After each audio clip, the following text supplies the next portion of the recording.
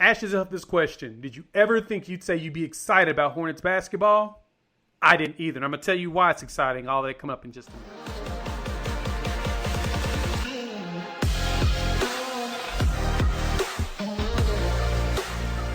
What's good, everybody? It's your boy Jay here with Unfair Sports, where we take a pensive approach to the sports conversation. Today, I want to talk about the Hornets. I know, right? All of our loyal listeners, especially all of you of age, would understand what it means to watch the Charlotte Hornets back in the 90s. I mean, they were a fun team, and a lot of people rooted for them not even being from there just because of the pinstripe jerseys, the Hornets, the Hornets nest in the arena, on the court, the legends that played there, Alonzo Mourning, Muggsy Bogues, Larry Grandmama Johnson, Vlade Divac when he was there. Hell, he was traded there for Kobe.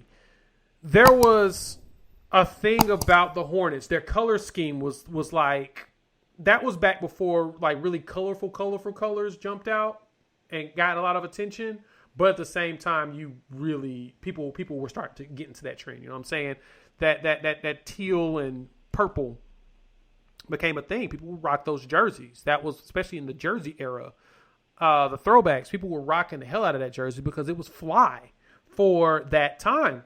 So you had the starter jackets. I mean, I think that was probably the favorite outside of Notre Dame and Georgetown. Those were probably and the Charlotte Hornets were probably the three starter jackets that were like the starter jackets of all starter jackets. And then, of course, the Raiders. And you weren't allowed to wear the Raiders because back then, when I was young in the early 90s, that had everything to do with NWA. And everybody's like, nope, can't wear the silver Raiders, anything, no LA stuff because of all of that. But that Hornets jersey was a big-time deal. The pinstripe jerseys were a vibe. Then they relocated. Then they got a team back 2 years later, which their relocation was all because of ownership. The owner was broke. And, well, one, he's not broke, but he broke for an owner. And two, he had so many scandals going on in Charlotte that he had to leave. He wasn't getting any support from the people. It wasn't because the team was losing. It was because of him. People show up to Charlotte games, even though they were bad. They have a solid fan base there.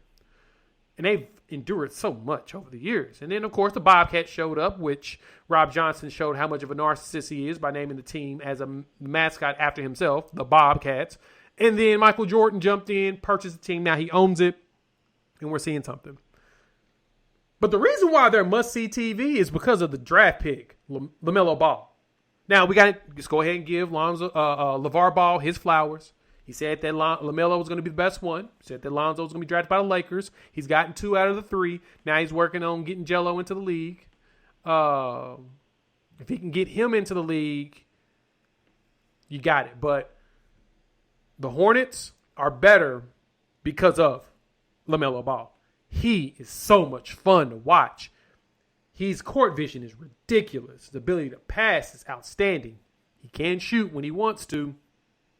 But you can tell that he's out there focusing on making everybody else better, more so than being the gunner that we saw him in high school and in Australia and in Lithuania. He's just not out there just gunning the gun. He's playing at a pro level. Then, of course, he shot up to, 6'6", 6'7", which, I mean, I think surprised a few people. But at the same time, Jello 6'4", 6'5", built like a wide receiver tight end. And then Lonzo 6'6", 6'7"-ish, and he's built like a point guard, a basketball player. Little Melo, as Carmelo has now passed the name down, dude is ridiculous. So everybody was asking the question, why isn't he starting? He should have been starting a long time ago, and now he is. He got the starting nod February 1st. They were 10-11 at the time. Since then, they've won 10 out of their last 7, which I actually think they played last night, and I didn't even check to see if they won again. They lost. So they're 10-8 in their last since he started. But they're 20-19. They're in the playoffs. Since he's gone to starting lineup, they're moving to the playoffs. They're the 5th seed.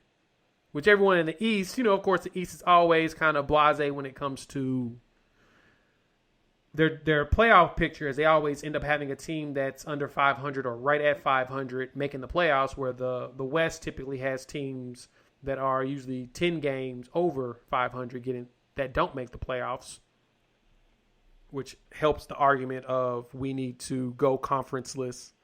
I get that part. But LaMelo's balling, and he's so much fun to watch.